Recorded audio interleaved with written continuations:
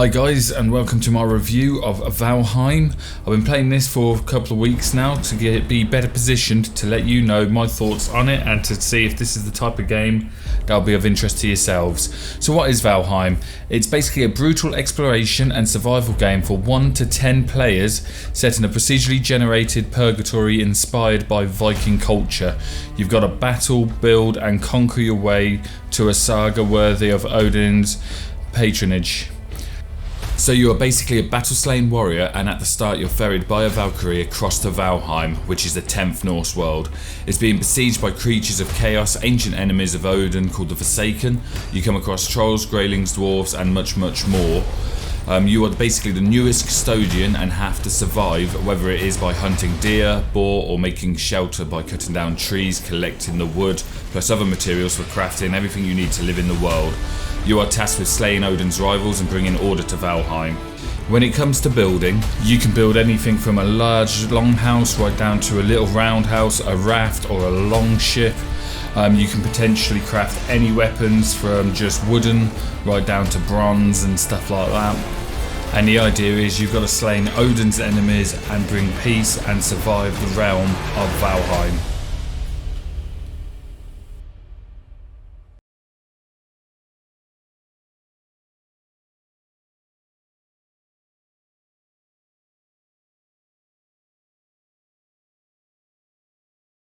Okay, so how does it play? Now, as you can tell by looking at it, we're not talking next-gen graphics here, so the actual requirements for the game aren't actually too bad. I mean, the recommended requirements is an i5 3GHz or better, 8GB of RAM, and a GTX 970 or similar. And it only takes 1 gig of space, although when I did actually download it, it was about 500 meg. So, the actual game itself is not that demanding at all.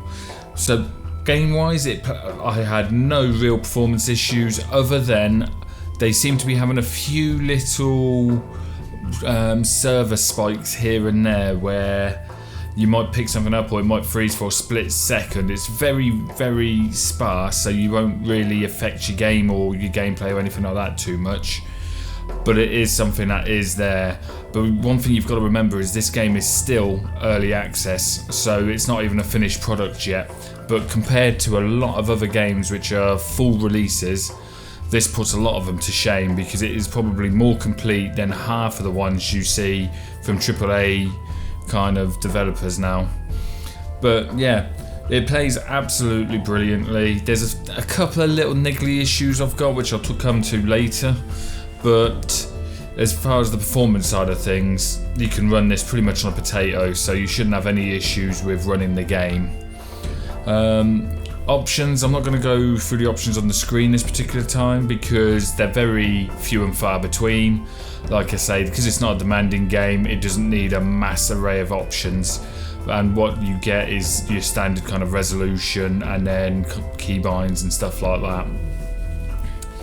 The gameplay itself, now the game is so fun, and considering it's early access, it's got so much to do in it. It's pretty much a sandbox game, so you don't actually have a specific story to follow other than the fact you're trying to take on Odin's enemies and take on the kind of fallen spirits. But other than that, the way you go about it is completely down to you. You can do it as quick as you want or take as long as you want, but you make the story as you go along, and you can have such a good laugh on this game if you get a good number of you put on there. Whether you play single player or multiplayer, the game will scale up in difficulty depending on how many players are on there, and obviously the further through the game you get, the harder it gets. But yeah, you can have just as much fun in single player, but I think it comes into its element when you've got a couple of you all playing together, fighting for the same cause, because you can have a right little laugh exploring the world. The world itself is ridiculously huge to the point where it will take you a long time to explore the whole lot. You'll be putting in a lot of hours into it. And the thing is, all of the events that happen, other than when you call in the fallen spirits, is pretty much randomized. I mean, we had a little bit of a battle where we called in one of the spirits and all of a sudden we had a troll suddenly joining the battle and starting to attack us as well. So we had a load of greylings a troll, and the fallen spirit that we had to fight, which happened to be a deer with antlers, and it was an interesting time. There was only 2 of us, and I hadn't leveled myself up enough at this point, so it was it was a funny battle, to be fair, and fair play to my teammate. He was pretty much keeping me alive in that one, but it was good. It's good fun, and this is the thing: you can create a ship, and you can do one journey multiple times, and then all you have to do is get that one instance where the guy will come, and or a serpent and sea monster will come and basically wreck you. And if he takes you down, you lose all your gear. So what happens is, if you die, your gear drops where you died. You get respawned back at either a bed if you've claimed it, or the main altar if you haven't.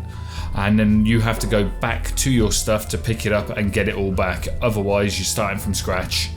There was a moment where we were exploring the forest, and then we got ambushed by some greylings, and one of them was a greyling shaman, which is like a stronger, more lethal version of it. Now, the person I was playing with had come up with a brilliant plan of going behind a log and knocking it down to try and take him out.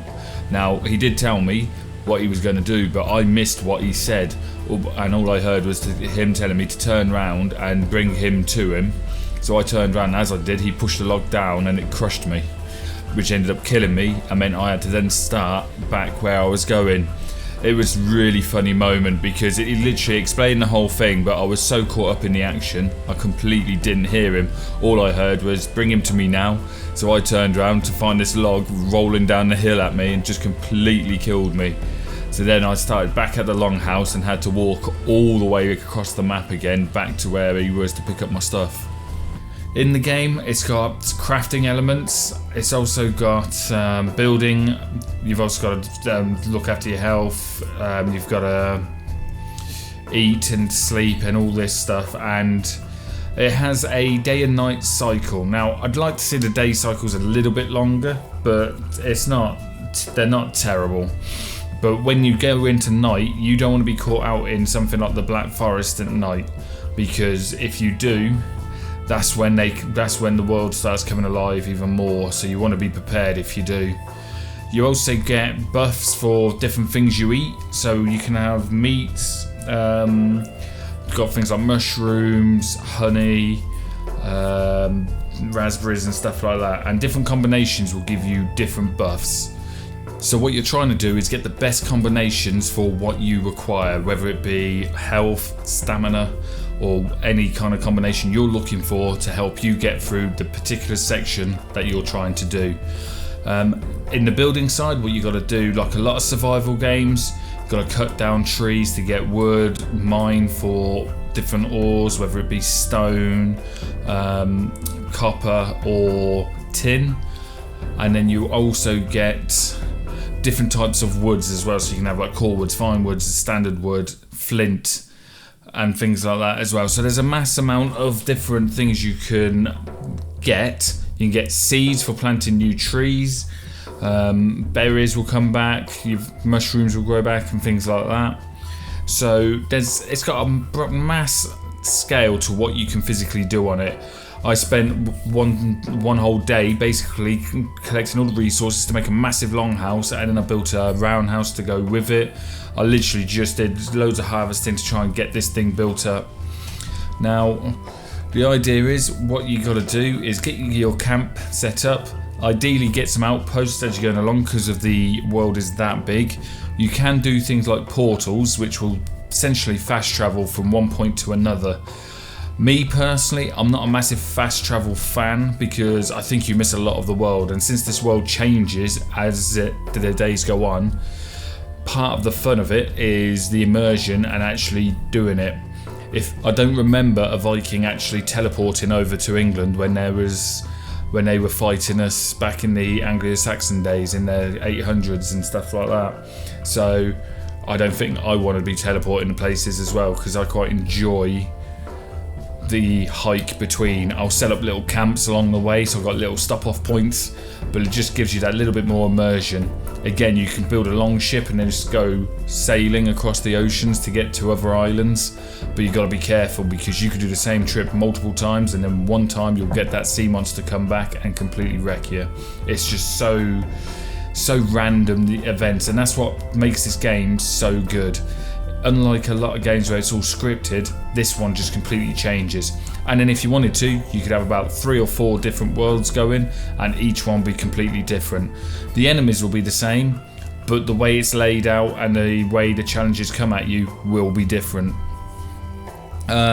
Sound wise, it's got a very relaxing soundtrack, to the point that my other half, when I've been playing it, has been watching me stream it, and it's been making her fall asleep from the music when she's just had it to the side of her pillow. When you get into dangerous scenarios, you will find the music kind of changes to give that atmosphere, and the general noise of the chopping and building stuff all sounds pretty good, pretty standard what you'd expect from a survival game.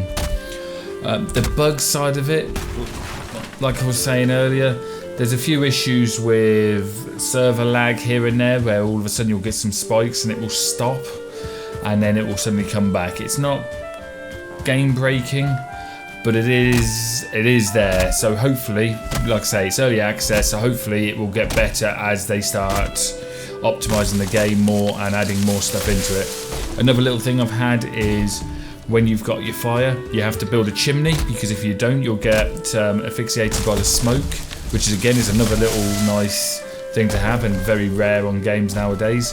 But I have noticed sometimes, depending where you place the fire will keep going out and lighting again, but it's not by design. It's kind of, if you went over it, you'd still set on fire even though the fire isn't actually lit at that point. At first I thought it was asphyxiation from the smoke, but it turns out it was still lit, it just wasn't rendered. But we're talking, out of all the things that I've come across, it's very, very minor issues, and like I say, you can't have a go at these issues when it's in early access, because these are things that could quite easily be sorted, and probably will be sorted as they bring out patches and add more stuff to it. The other thing is the AI could do with a little bit of enhancement as well. Some of their tracking's a little bit off. Like, you can literally run around things and this AI will just be chasing after you round and round and round endlessly. So it'd be nice to see that improve a little bit, but again, we're talking very minor incidences and very rare, so only a few little niggles. But if that's all I can have to say bad or negative about it, then, you know, for an early access game, you've got to say that's pretty good going. Would I recommend this game to anyone? If you like the survival aspect type of games, and you like the Viking kind of era, Norse mythology and stuff like that, then yeah, I think you've got to give this a go. It's very cheap at the moment. I mean, it's about £15.99 or $20 if you're in the US. So it's not an expensive game, especially compared to a lot of games now. And truth be told, it is more flushed out than a lot of games which are 30 to 50 quid. So I can't really say enough about it. If this is your type of style game, you can't go wrong with trying it out. Ideally, you want to try and get a few of you behind it. And one thing that I didn't mention earlier, which is a little bit disappointing, but again might change later on, is whoever creates the world has to be on for you to play it. If they're not on, then you can't go back to that world until they're on. There are ways around this. I mean, I've got a dedicated server set up, so that way it's always active. Everyone can just drop in and out as of when they need to and when they can, and add to it. And because of this, it means at least you don't have to do everything twice, 3 times, 4 times, depending on how many people you're playing with. Overall, this is a massive thumbs up for me. It is a really good game. It's got a lot in there. It keeps you busy for hours as well, providing you like this style of game. And I was just completely shocked at how flushed out and how good it is for a game which only got released at the start of Feb, and that was in early access. So yeah, do I recommend it? I highly recommend it. You've got to give it a go. If anything, even if you've been thinking you want to try a survival game, or you kind of like the Norse mythology, you've got just jump in and give it a go. If you don't like it, you get that refund option within Steam if you do it within a couple of hours. So it gives you a bit of a taste so you can try it and see what you think. But I really don't think you'll be disappointed with it. This is my review of Valheim. I hope you've enjoyed it. If you have, please feel free to hit the subscribe button, get the bell on, and that will let you know of any future reviews that I have on. I've also got a few flight simulator videos which will be coming up shortly as well, along with some more reviews. I do also stream on Twitch, which I'll put a link in the description below for you. I have been streaming this, so please feel free to pop by and say hello. Thank you for watching the video, and I'll catch you guys next time.